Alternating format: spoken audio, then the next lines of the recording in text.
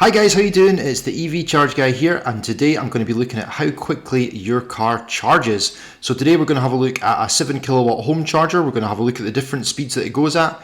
Thankfully, the infotainment system in my car is a really good indicator and gives like lots of different measurements of what's available. But secondly, we're also going to go off to a 50 kilowatt DC charger to have a look at the difference. Now I'm definitely going to weigh up the pros and cons of this as well, because obviously the big difference in this is going to be price yet again. And as electric car owners, we all know we like to save some pennies. So without further ado, let's just get straight into the home charging to begin with, and let's see what's happening.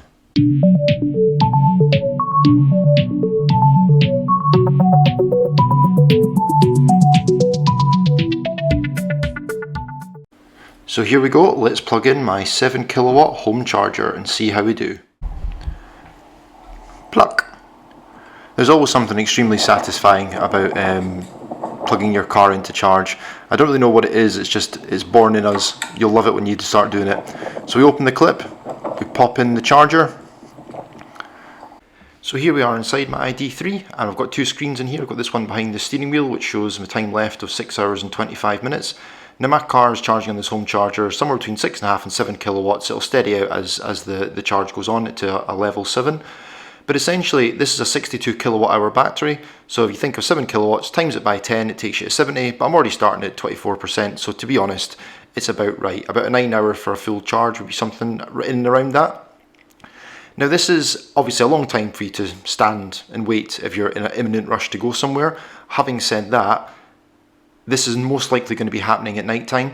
So you're going to get home from your work, you're going to plug your car in at 6, 7, 8 o'clock at night, or even if you've got an overnight tariff, it'll give you that 5, 6 hours depending on your tariff that's going to let you charge at a lower rate, and that's going to fill this charge up almost fully. And bear in mind, you should only be charging to 80% if that suits your lifestyle. So let's go and have a look at a DC charger now. Let's get this bad boy unplugged and head off to our next destination. So here I am, I'm at a DC charger just along the road from my house, and I was given this little air freshener when I was at Fully Charged Live this year. So this is a little air freshener, which is obviously it's an air freshener first and foremost, but it's also going to entitle me to 20 kilowatt hours of free charging. So I'm going to download the app, have a wee look at this and get my charge started. I'm sitting at a 50 kilowatt charger, so that should be good for an example here of just how quickly it charges. So this is the suspect that I'll be using, an Osprey 50 kilowatt charger with a CCS plug, and this will be the one that's going to give me all my speedy charging. Let's unhook the car once again, and we're going to grab the bit out the bottom because, as you know, now that we're using a DC charger, we've got a different connection. So let's take this one out of the machine and pop it in the gap. Again, very satisfying job to be doing. Love that. Job well done.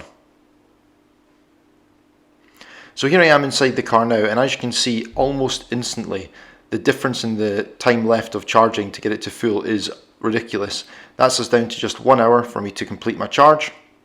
And bear in mind, I've just plugged this car in, so it's definitely not charging at the speed that it will charge at, sort of as I've been here for sort of 10-15 minutes. This is right at the start. This is probably going to be me charging in and around the sort of 35 kilowatts per hour kind of speed.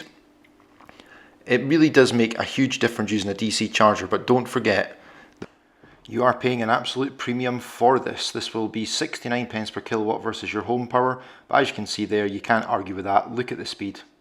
And of course, the main benefit of being in and around these DC chargers is these chargers are generally right beside lots of different amenities. So I managed to fight off the temptation to go to McDonald's, which was very brave of me. However, I did then pop off to Costa and get myself a Costa coffee. There we have it. There are the different ways you can charge your EV. Now, I'm a big fan of charging your car at home. I think the convenience of having your own little petrol station, as it were, stuck on the side of your house is an absolute game changer. And I think the fact that you can leave your house with a guaranteed charge every time you go somewhere is priceless. And I also think if you can pair it up with the right energy tariff and get yourself one of those nighttime charging tariffs, I think that is the way you live with an EV. Now granted, there's lots of reasons why that's not possible. You might live in a flat, there could be something like that. That's going to make things very difficult for you to have a home charger installed, probably almost impossible, so you are going to have to rely on this network. Now the network's getting better and better with every sort of week and month that goes past. There's no getting away from that. It is getting significantly better. However, if EV is to be adopted in the way that it needs to be adopted, it's still probably falling a little bit short.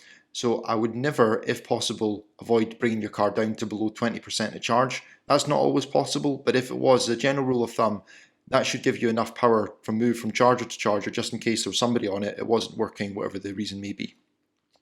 But going back to, if you're in a house, you've got a driveway, you've got a place where an EV charger can be installed, I would 100% recommend getting one installed. I don't think the cost is that much. I think it's something which, if you were to look at wallpapering your house or getting a new sofa or something like that, this is an upgrade in your house which will completely transform your life, much more than any of them will, and I don't think the cost is too bad.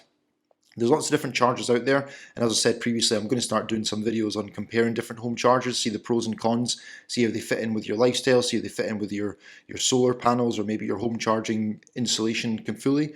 So it's something that I will be looking at over the next couple of videos. But I really hope you enjoyed this one. I've been the EV Charge Guy. Thank you for joining me on a little journey out in my little trip to Costa. And I hope this video was helpful and informative. If there's any questions you have, or if there's any videos you'd like to see me do in the future, feel free to leave a comment down below. And if you could like and subscribe, that would help me a lot. I really appreciate it, and I'll speak to you soon. Cheers now.